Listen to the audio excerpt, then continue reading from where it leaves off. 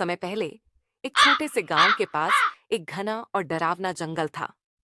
उस जंगल के बीचों बीच एक पुराना टूटा फूटा महल खड़ा था, जिसे देखकर ही डर लगता था। कहते हैं लोग उसे कालिका के नाम से जानते थे। उसकी आंखें अंगारों जैसी लाल थीं, बाल बिखरे हुए और नाखून लोहे के पंजों जैसे नुकीले थे। जिसने भी उसके महल में कदम रखा वह कभी वापस नहीं लौटा। गांव में दो भाई बहन थे, राहुल और टीना।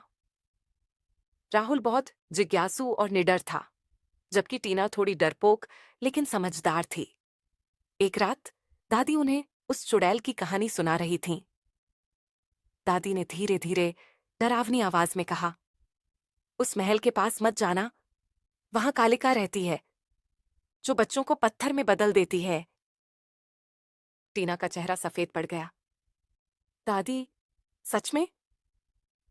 दादी ने सिर हिलाते हुए गंभीर स्वर में कहा, हाँ, और जिसने भी उसके महल में कदम रखा वह कभी वापस नहीं आया। राहुल ने मुंह बिचकाया।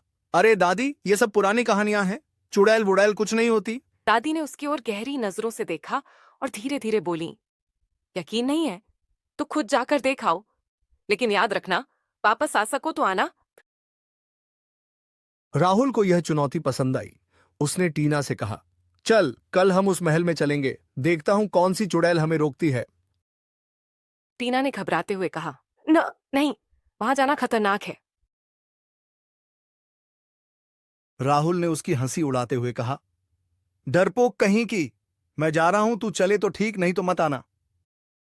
अगली सुबह सूरज अभी ठीक से उगा भी नहीं था कि राहुल और टीना जंगल की ओर चल दिए। जैसे जैसे वे गहरे जंगल में बढ़ते गए, हवा सर्द और भारी होने लगी। पेड़ ऐसे सरसराने लगे जैसे किसी ने कानों में फुसफुसाया हो, वापस जाओ, वापस जाओ।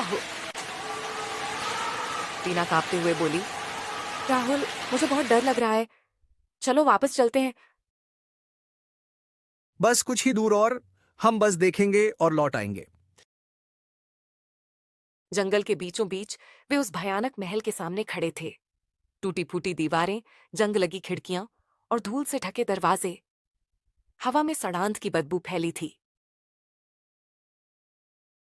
ये ये जगह सच में डरावनी है। अरे तू तो ऐसे डर रही है जैसे सच में चुड़ैल सामने आ जाएगी। जैसे ही उन्होंने दरवाजे को छुआ, वह चरमराकर खुल गया, मानो किसी ने अंदर खींच लिया हो। दोनों ने एक दूसरे को देखा और अंदर चले गए। अंदर घना अंधेरा था। फर्श पर धूल जमी थी, दीवारों पर मकड़ी के जाले थे और एक अजीब सी फुसफुसाहट गूंज रही थी। किसी ने फिर से कदम रखा है। राहुल, ये आवाज, ये कौन बोल रहा है? कोई नहीं, हवा की आवाज होगी। वे जैसे ही आगे बढ़े, फर्श चरमरा उठा और अचानक एक गूंजती हुई खौफनाक हंसी सुनाई दी।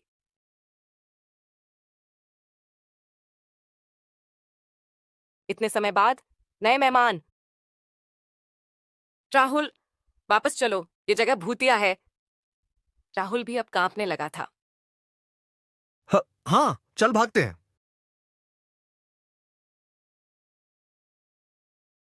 लेकिन जैसे ही उन्होंने मुड़ने की कोशिश की, दरवाजा अपने आप जोर से बंद हो गया। धड़ाम। अचानक सामने काले धुएं के गुब्बार से एक आकृति प्रकट हुई। लंबे बिखरे बाल, लाल जलती आंखें और नुकीले पंजों जैसी उंगलियां। वह चुड़ैल कालिका थी। उसकी भयानक आवाज गूंज उठी, मेरे महल में घुसने की हिम्मत, अब हमेशा के लिए यहीं रहोगे। न, नहीं, कृपया हमें जाने दो। चुड़ैल की आंखें अंगारों की तरह जल उठीं। जाने दो, यहां से कोई वापस नहीं जाता। उसने अपना हाथ हवा में लहराया और जमीन कांपने लगी। फर्श गायब हो गया और दोनों भाई बहन तहखाने में जा गिरे। वहां पत्थर की डरावनी मूर्तियां खड़ी थीं, जिनके चेहरे दर्द और डर से विकृत थे। चुड़ैल की गूंजती हुई आवाज ऊपर से आई, देखो इन्हें, ये भी कभी इंसान थे जैसे तुम हो। अब तुम भी इन मूर्तियों में बदल जाओगे। कृपया हमें छोड़ दो। चुड़ैल के होंठों पर क्रूर मुस्कान थी। छोड़ दूं? यहां से कोई नहीं बच सकता। राहुल ने अचानक अपनी दादी की बात याद की। उस चुड़ैल को उसकी परछाई से डर लगता है, क्योंकि उसकी बुराई उसकी परछाई में कैद है। उसने तुरंत अपनी जेब से टॉर्च निकाली और कांपते हाथों से चुड़ैल पर रोशनी डाली। रोशनी पड़ते ही चुड़ैल की परछाई दीवार पर नजर आई और वह दर्द से चीखने लगी। हाँ, नहीं, ये क्या कर रहे हो? परछाई ने अपना रूप बदला। वह एक दुखी औरत में बदल गई। चुड़ैल ने कांपते हुए कहा, कृपया रोशनी बंद कर दो। मैं एक रानी थी। श्राप ने मुझे चुड़ैल बना दिया। मुझे मुक्त कर दो। राहुल और टीना को उस पर दया आ गई। उन्होंने टॉर्च की रोशनी को स्थिर रखा और देखते ही देखते चुड़ैल का भयानक रूप गायब हो गया। वह एक सुंदर रानी में बदल गई और सारी पत्थर की मूर्तियां भी इंसानों में बदल गईं। रानी ने आभार व्यक्त करते हुए कहा, तुमने मुझे श्राप से मुक्त कर दिया। यह महल अब हमेशा के लिए सुरक्षित रहेगा। राहुल और टीना ने राहत की सांस ली और आंखें बंद करते ही वे गांव में अपने घर के बाहर खड़े थे।